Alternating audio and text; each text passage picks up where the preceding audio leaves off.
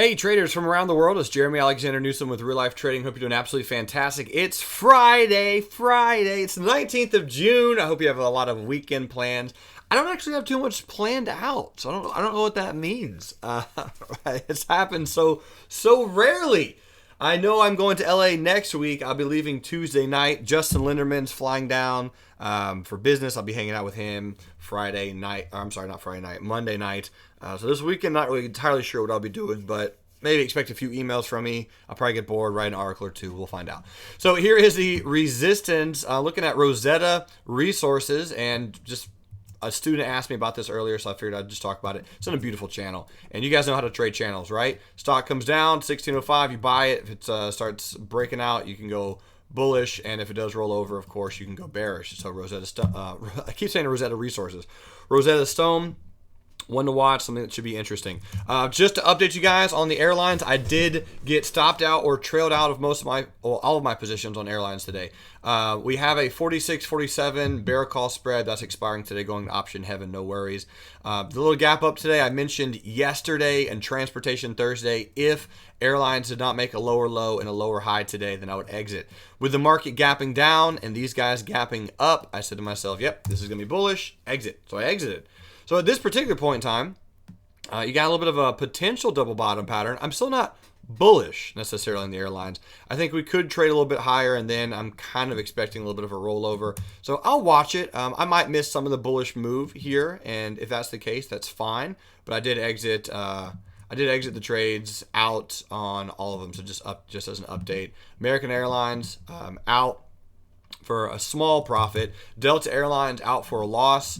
So here's Delta Airlines. Just again, mentioned that just yesterday. It's like if we do not go down, because we made a higher low, we're making a pennant. We need to make a lower low, and if we didn't, I was comfortable just exiting, and at that point, just seeing what it does. So Delta again, out on Delta, and again, no worries, guys. Right, mitigation of risk is key.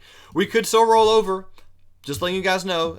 So if you had July options, that's why I went ahead and just took the exit. I'm going to look for a rollover and then probably get into August or September and trade up and probably hold up until earnings. And Southwest was my biggest winner.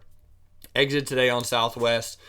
Yesterday on the gap down, my initial target was 32.11. Just didn't quite reach it. So I thought about exiting at the open. I did exit most of my positions, but I still had a few left that I exited today. So Southwest was the biggest winner, over 100% return. So again, guys, your goal is to lose small and win big. That's your goal in trading.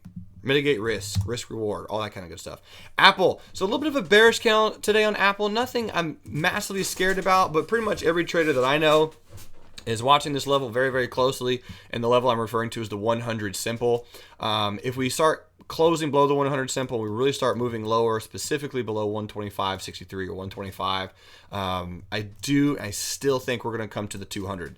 I've been thinking that for a while. I don't know if it's going to happen, but based on this little trend, right, we're making some little angles here. I think it could trade down into earnings and then probably bounce. So if you are in Apple, and that happens, just protect yourself, right? Do some covered calls, buy some protective puts.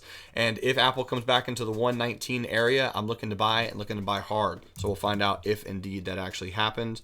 Tesla right now, just kind of chilling. I got some fibs on Tesla. And right now, here's just kind of my ultimate projection if you guys want, since I talked a little bit about it yesterday in Transportation Thursday. If Tesla pulls back to 237, which is right about here, I think that's very buyable. As long as it doesn't break 244. So if it does pull down to that area, we'll probably start chopping around and maybe doing something like this.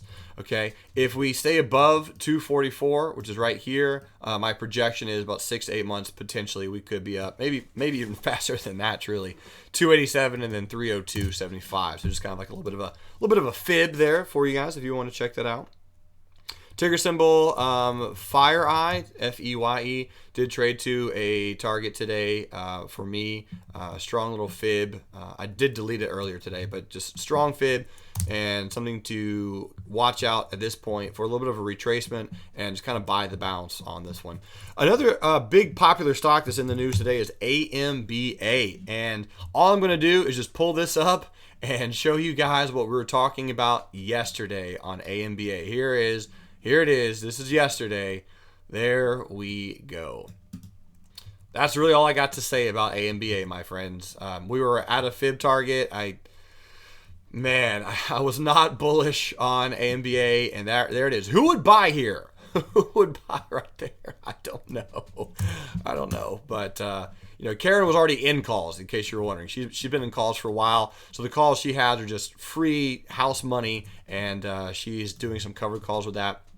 So AMBA at a resistance. I'm not massively bearish on it by any means, but yesterday I mentioned that if we broke the low of 125.28, that I was going to be more bearish than bullish, and right now it's just really, really free falling quite quickly. So awesome. Big shout out for all of those in the trading floor who got a chance to hop on that guy. Shake Shack.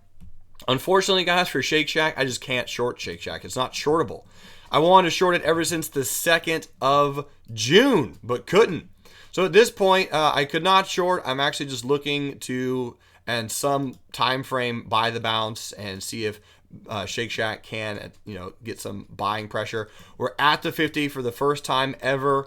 So I am looking to buy around here. And if it starts dropping a little bit lower, which it very well could, I'd like to buy around 60 or maybe 52. So I am looking to buy Shake Shack at some point. Don't know exactly when. Can't short it. Couldn't. It's just not shortable. There was no puts on there when I wanted to buy puts. Anyway, it doesn't matter. I'm looking to buy at some point. If you're interested in Shake Shack, just kind of keep an eye on it. Here's the DIA. So the DIA, nice little retest gap today. Or technically it's a gap and go, but it's retesting its previous gap and go. So guys, I'm just bullish non-directionally on the market. That's what I'm doing at this point. There's gaps every single day. We're gapping one direction or another. So this is great for day traders. For my swing traders, it's probably causing you guys heartburn. So make sure you're taking your Prilosec. Is Prilosec heartburn or is that cholesterol? Gosh, I don't even know. I'm sure I'll know one day. Anyway, don't have heartburn is what I'm trying to say, because really the market is just bullish to non-directional at the moment. So if you're doing short-term swing trades, we're talking about 1 to 2 days or a week at max, or if you're doing day trades, great. Otherwise, I'm just doing credit spreads, and I'm bullish to non-directional on the DIA, on the SPY, and I do have an entry on the IWM. So here's the IWM. I don't know if it's going to trigger today, but the IWM held up pretty nicely. Inside day candle so far. If IWM continues higher based on yesterday's gap, I actually am bullish on IWM. And you guys can see my note as of yesterday in the afternoon. So if you have any questions, ladies and gentlemen, feel free to reach out to me. Make sure to check your email. Big announcement that I just sent out yesterday. We are having a free week on the trading floor. I've been asked so many times, please can I get a preview into the room? And finally I broke down and said yes. So June 29th, June 30th, July 1st, and July 2nd, the market is closed on the 3rd. Those are going to be the 4 days that we're offering free to everyone. Share it, send the links, ask me for a link if you don't have one. Let me know how I can get you into the room for free. And if you are interested in doing that, you can share it with your friends, your family. I want the world to be there. So there's going to be a few changes on the 1st. I have a big announcement on the 1st. Still kind of gathering some details as exactly what we're going to do, but there's going to be a big vote on the 1st in regard to a few small changes at Real Life Trading. So guys, I really don't know what's going to happen because I'm leaving it up to you as the future of Real Life Trading. You guys are going to have to vote. Be there June 1st, Canada Independence Day, 7:30 p.m. Eastern Standard Time. I'll see you there. And if you have any questions, let me know. Keep an eye on your inbox for those reminder emails. Students, have a great weekend. I'll see you later. And until next time, remember, love life, live life, and trade it.